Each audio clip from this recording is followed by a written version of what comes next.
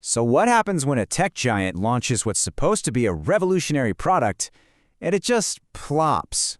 Well, today we're diving into the story of the NVIDIA DGX Spark, a device that promised the world, nearly fell flat on its face, and then somehow found a second chance. This is a true redemption story. I mean, you got to admit, the vision here was incredibly ambitious. Think about it, taking the raw power of a massive data center server rack and shrinking it all down into a little box that fits on your desk. This was never just about making a faster computer. NVIDIA was literally promising you a personal AI supercomputer. And that, right there, is where our story really kicks off. Because we've all seen this movie before, right? A product that's an insane amount of hype, it finally launches, and then it stumbles. So what exactly went wrong here? Okay, so to really get the DGX Spark, you have to understand the problem NVIDIA was trying to solve.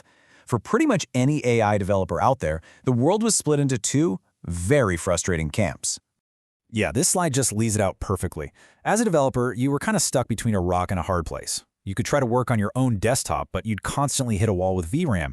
24 gigs just doesn't cut it for the huge AI models we have now. Your other option? Renting time on a massive data center, which is super expensive, laggy, and just a general pain to deal with. The DGX Spark, that was supposed to be the magical third option. So how on earth were they planning to pull this off? Let's get into the hardware and see how NVIDIA tried to build this tiny little AI factory. At the absolute heart of this machine is something called the Grace Blackwell Superchip. Now think about your normal computer. The CPU and the GPU are separate components, and they talk to each other over a connection that's frankly pretty slow. What NVIDIA did here was fuse them together on the same chip, letting them share memory directly. That's a massive shift in design, and it's all about getting rid of those data traffic jams that really slow down AI work.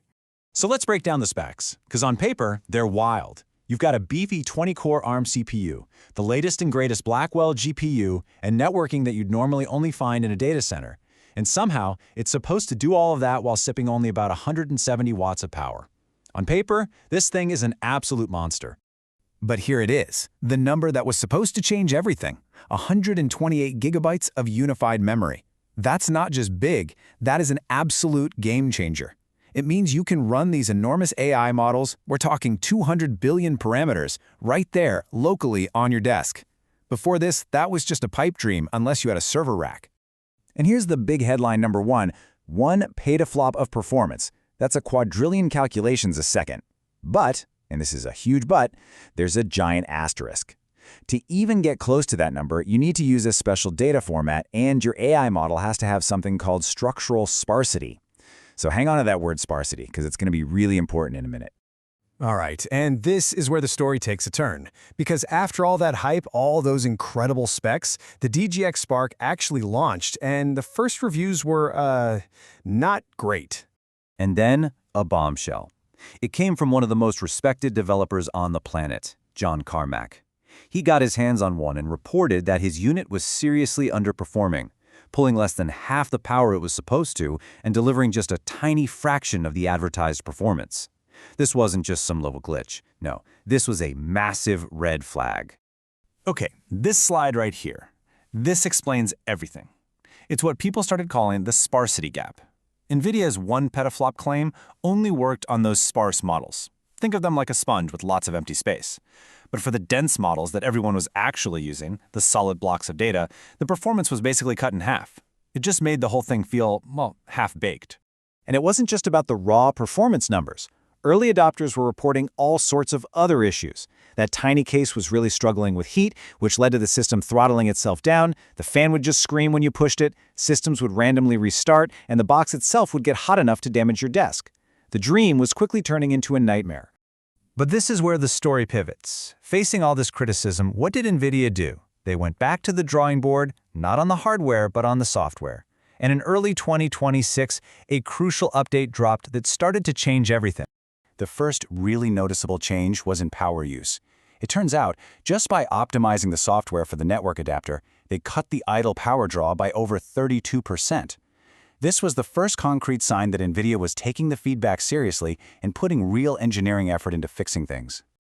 And the fixes went way deeper than that. Performance got a massive boost, up to 2.5 times better in some cases, all thanks to new software. But they also fixed basic quality of life stuff that should have been there from the start, like adding Bluetooth audio and making it play nice with multiple monitors. The product was finally starting to feel finished. So, now that the early mess is cleaned up, where does the DGX Spark actually fit into the whole AI universe?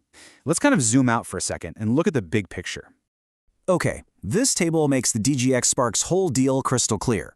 Sure, you look at a data center beast like the H100 and its memory bandwidth is over 10 times faster, but look at the power draw. Those things are power-hungry monsters that need a special server rack. The DGX Spark is all about a different trade-off. It's not about being the absolute fastest. It's about giving you a massive amount of memory right on your desk in a package that's incredibly power efficient. And you know what? The market definitely noticed. Despite that really rocky start, the demand for the special chips inside this thing got so high that NVIDIA actually raised the price by $700 just because their own production costs were skyrocketing. And it turns out, the DGX Spark has a secret weapon, a kind of secondary superpower. It's not just for training AI models, it's also an absolute beast at processing huge amounts of data, all thanks to a plugin called the Rapids Accelerator that supercharges a popular data tool called Apache Spark. And the impact here is just staggering. By shifting the heavy lifting of data processing over to the GPU, the cost for a given job drops by over 77% compared to a normal server setup. I mean, for any company dealing with big data, that kind of saving, that's a no-brainer. Which brings us to one last big question. After this whole journey, from a flawed promise to a really powerful, mature tool, the DGX Spark kind of forces us to think. As AI models get bigger and bigger, and as data privacy becomes more important than ever, is the future of AI development actually going to move out of the cloud and back onto our desks?